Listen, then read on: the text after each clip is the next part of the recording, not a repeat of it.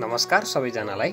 आजको यस भिडियोमा हामी भीमोदय मोडल सेकेन्डरी स्कुलद्वारा आयोजित कक्षा 9-10 र ओजेटी तर्फबाट 10-12 का साथीभाइहरूसँग फिल्ड भिजिट कार्यक्रम थियो, जसमा हाम्रो यात्रा सुरु भएको छ भीमोदय मोडल माध्यमिक विद्यालयबाट, जहाँबाट हामीले सिकाइको वास्तविक यात्रालाई सुरु गरेका थियौं।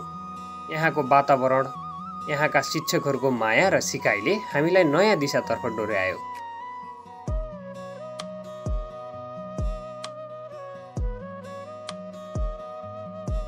विद्यालयबाट निस्किएपछि हाम्रो यात्रा अघि बढ्यो मसरुम फार्मतर्फ। यहाँ हामीले देख्यौं कसरी सानो ठाउँमा पनि सफा वातावरणमा अत्यन्त उद्यमशील ढङ्गले च्याउ उत्पादन गर्न सकिन्छ।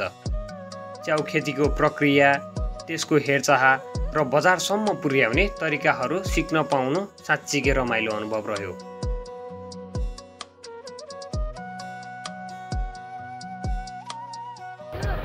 म्याम कस्तो लाग्दैछ त? म्यामलाई त एकदम रमाइलो एकदम हो।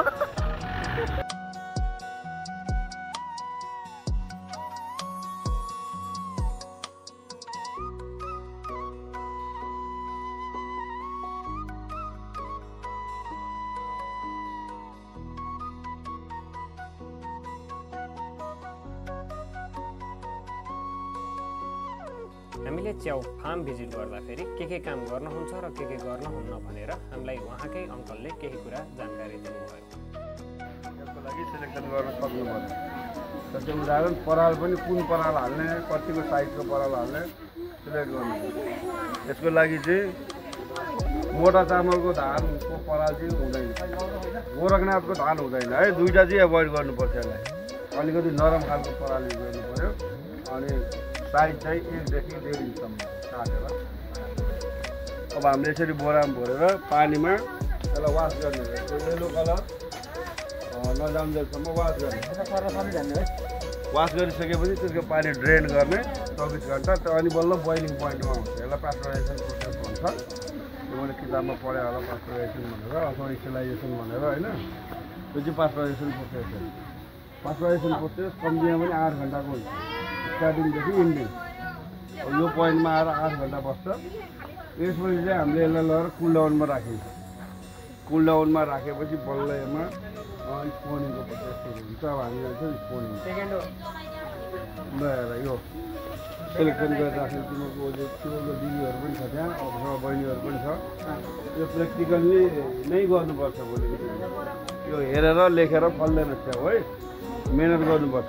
त्यसपछि हामी पुग्यौं तरकारी तथा फलफुलको मुख्य बजारमा। यहाँको भिड, उत्साह र ताजा तरकारी तथा फलफुलले हाम्रो ध्यान खिच्यो। हामीले बुझ्यौं किसानको पसिना कसरी बिहान सबेरै हाम्रो थालीसम्म आइपुग्छ भन्ने कुरा। बजारको व्यवस्थापन, किनमेलको प्रक्रिया र उपभोक्तासँगको सम्बन्धबारे पनि धेरै कुरा जान्न पाइयो।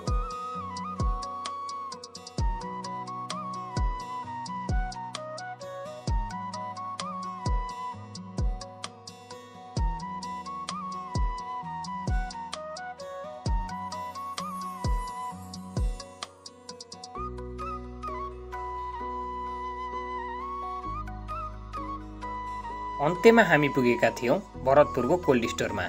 यहाँ देख्यौं कसरी थोरै तापक्रममा तरकारी, फलफुल र खाद्य वस्तुहरू लामो समयसम्म सुरक्षित राखिन्छ।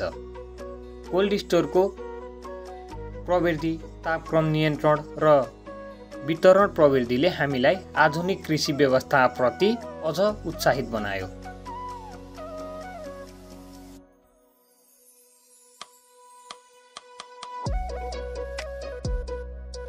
टेम्परेचर चाहिँ एकदम चिसो होइन, हातै पुरै जाडो भइरहेको कि। टोपी लाएर बस्नेवाला छु, भन्न टोपी लाएर हात यहाँ यार।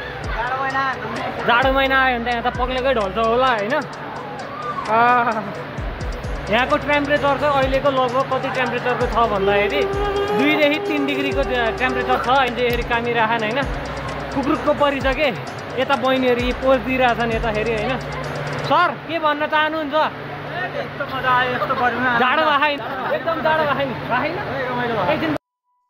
यसरी हाम्रो आजको शैक्षिक यात्रा समाप्त भयो। विद्यालयदेखि व्यावहारिक खेती, बजार व्यवस्थापन हुँदै कोल्ड स्टोरसम्मको यात्रालाई हामीले देख्यौं। सिकाइ केवल किताबमै सीमित छैन, जीवनको हरेक पाइलामा अनुभव नै ठूलो पाठशाला हो। धन्यवाद हाम्रो साथ दिनुभएकोमा। भोलि फेरि अर्को रमाइलो यात्रासँग फर्कनेछौँ। तबसम्मको लागि नमस्कार।